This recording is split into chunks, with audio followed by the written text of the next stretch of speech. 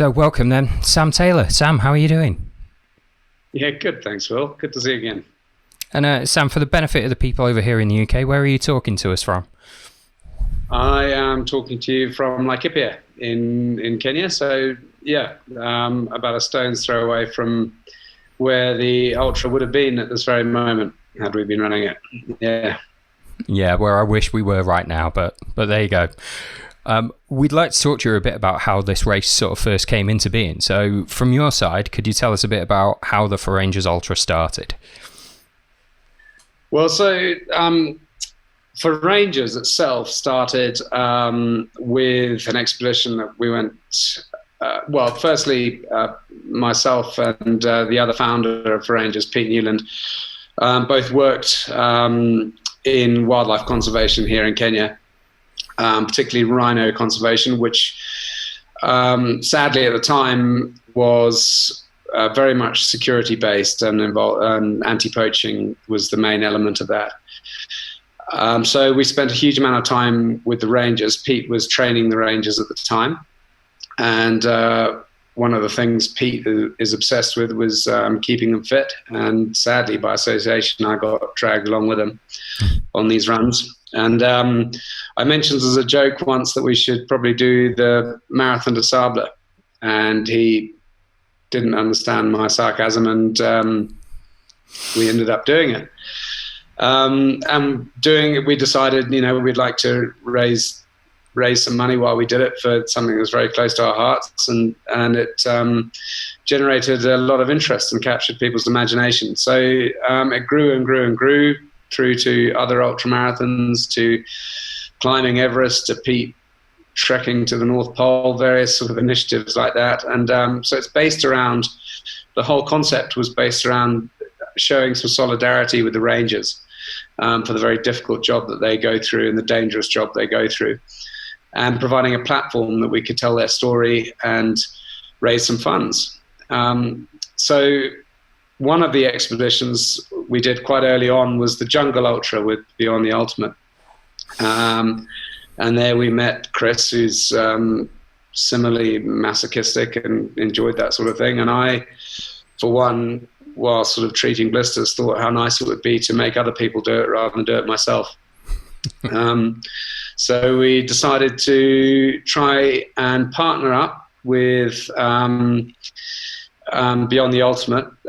Save the Rhino is our parent charity. So the three of us all partnered up to try and develop the sort of first ultra that sort of gets you in and amongst wildlife. So, if your feet weren't hurting, then, the rhino horn up your bottom might hurt even more. So we managed to get people running across 230 Ks across Laikipia, which is one of the sort of the most iconic ecosystems in Kenya, if not the world, and trying to set up a really unique, fun event, which we first did in 2018, and it went amazingly well. It was awesome fun, and just got this incredible amount of support from the participants who were desperate to get in. And since then, it's sort of rolled until, sadly, COVID was the sort of unexpected stop to it this year. But yeah, that's how we started. Excellent. And why did ForRangers come about? What is the cause that you two are so passionate about, and what does ForRangers do? Well, it's a sort of little known fact, but there are an enormous number of very brave men and women all over the world who sort of risk their lives to protect what's left of our wilderness. It's an incredibly selfless task, protecting things that can't really protect themselves. And the statistics are pretty appalling. In the last 15 years, there's been over 1,500 rangers killed in the line of duty. To give you some perspective, that's more soldiers, British servicemen that were killed in both Iraq and Afghanistan.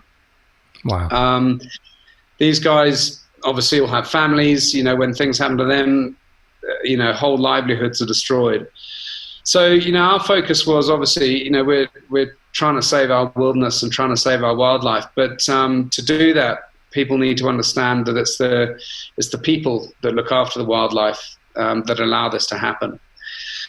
And we found it was very easy to get donor support for sort of sexy stuff like drones and things like that.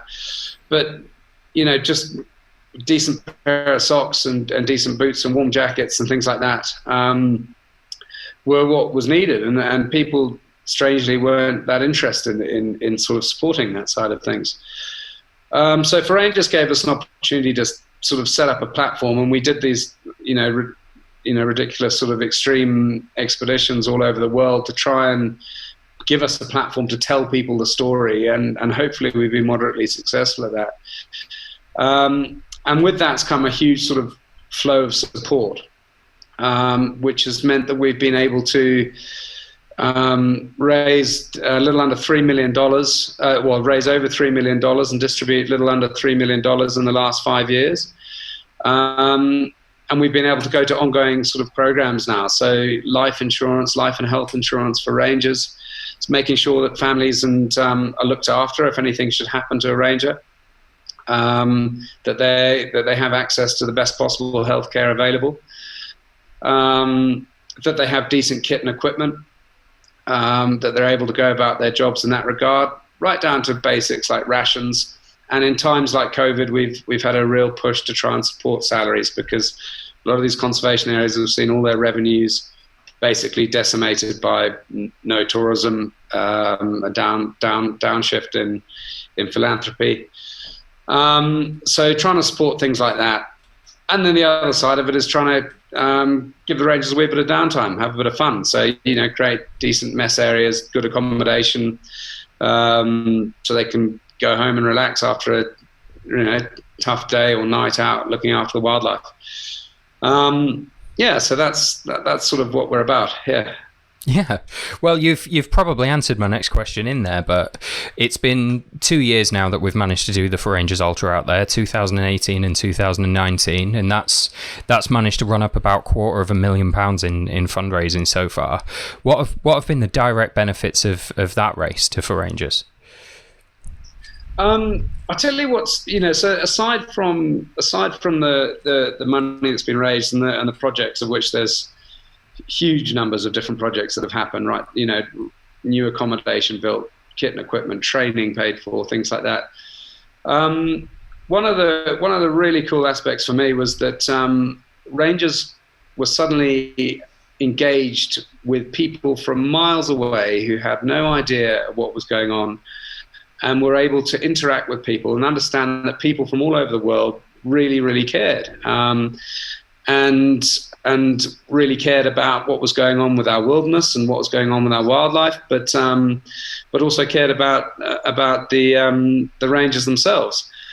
And that for me was just it was awesome.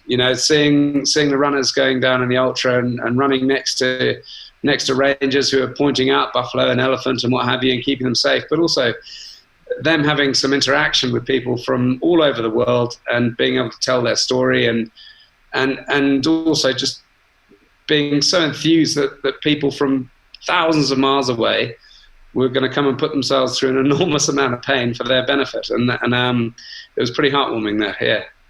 Oh, that's absolutely fantastic. Is that going to be the thing you're going to miss most about not doing the event this year? Yeah, well, no, I also quite enjoy seeing people sort of cutting their feet off to try and get rid of blisters and that sort of thing. It's quite fun when you're not actually running it and you're just organising it. No, it's a cool event. It's people are doing it tough, but they're also seeing some things that people are very privileged to be able to see, and that's a really sort of it's really fun seeing people's reactions. It's fun seeing people look after each other and pull each other through the event as well. The smile at the end when they get a cold beer or something like that. It's all pretty good. Absolutely. So obviously it's been a particularly challenging few months for everybody. How are the Rangers doing in the middle of all the challenges that COVID-19's presented?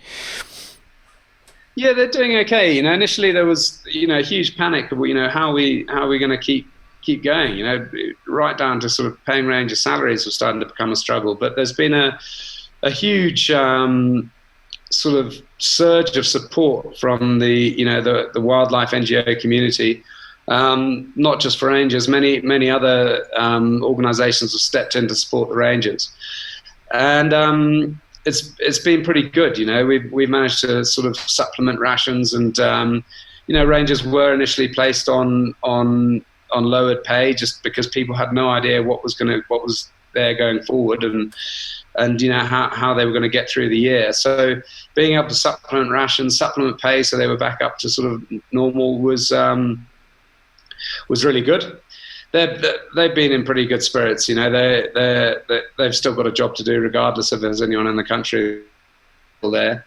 And there was expectations that the poaching threat would escalate, especially if particularly the bushmeat poaching there was a real worry that was going to be there was going to be a surge in that. There still may be, but they've been getting out and about and keeping fit, keeping in touch with some of the rangers in this part of the woods. They've been, doing their daily runs. They've been a few of them even went up Point Lanana on Mount Kenya, which is quite a climb the other day, which is pretty cool to see them do. So, yeah, they've been they're keeping busy because life's not really changed. They have to.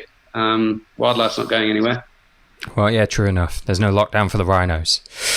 And lastly then, we've got a group of people who are going to be out there doing their own virtual version of the race in lieu of being able to come out and meet you there in Kenya. We might not be able to shake the rangers' hands while we're on the way around, but we've got a good group of people that are running anywhere up to the full marathon a day right the way through this event. Is there anything you'd like to say to the people that are taking part in the virtual event or that are thinking of signing up for the real race in 2021? Well, firstly, just a huge thanks, guys. As I said before, it's incredibly humbling having people all over the world giving so much support to something which is, I suppose, pretty alien to most people. So it's extraordinary how kind people are being, particularly when times aren't particularly easy for them either, I'd imagine. So yeah, and go for it. Enjoy your runs, have fun. Send messages out to the rangers. A lot of them are on social media, and it all gets shared around. And they'd be chuffed to know that there's people slogging away in the UK and in the States and all over the world for them. So yeah, just a huge thanks, guys. It's awesome that you're all getting involved. Well, fantastic. Look, thanks very much, Sam. We're not going to take up too much more of your time. We know you've got plenty on your plate, but thanks for taking the time to talk to us today. It's really appreciated. Pleasure. Thanks a lot, Will, and good to hear from you again.